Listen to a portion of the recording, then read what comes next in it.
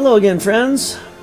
This is Bart Boge from the Artist's Grotto here in northeast Wisconsin, talking more about my book regarding Tiberius. And one request I got from readers was, how much of this is real and how much of it did you make up? Having to do with the historical anecdotes and details. So I thought I'd go through and talk about what's real and what isn't. Helena isn't real, and Tiberius isn't real. Tiberius' father isn't real. But the story of Mithradates VI, his life, that was a real guy. He was a major historical figure in Roman times. Rome's greatest enemy next to Hannibal, arguably. The way that Mithridates escapes death is not my idea.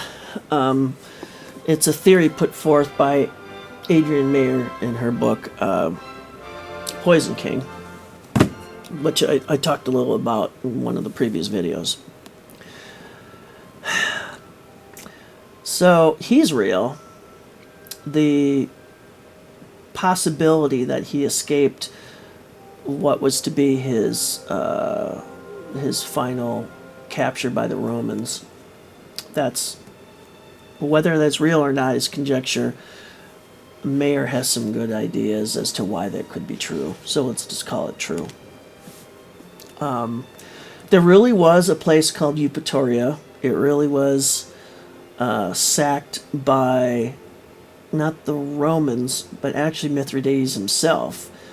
The great Roman general Pompey was going to take it over, and the people kind of just let him in, let him take it over so they wouldn't all be killed, and that got Mithridates really angry, and he ended up slaughtering all his own people in that citadel because they caved to the Romans so quickly.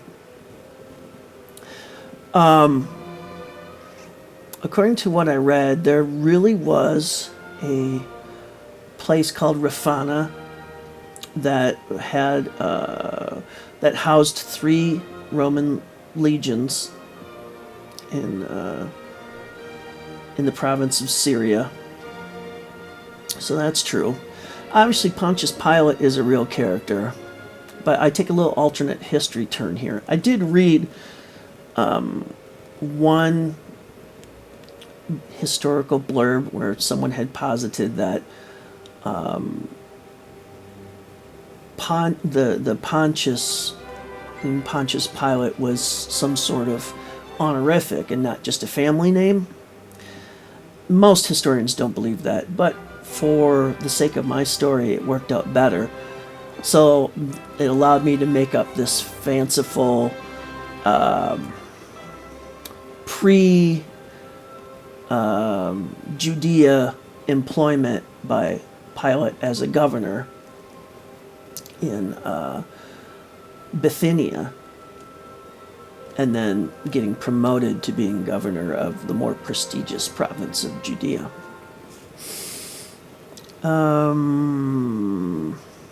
Those are probably the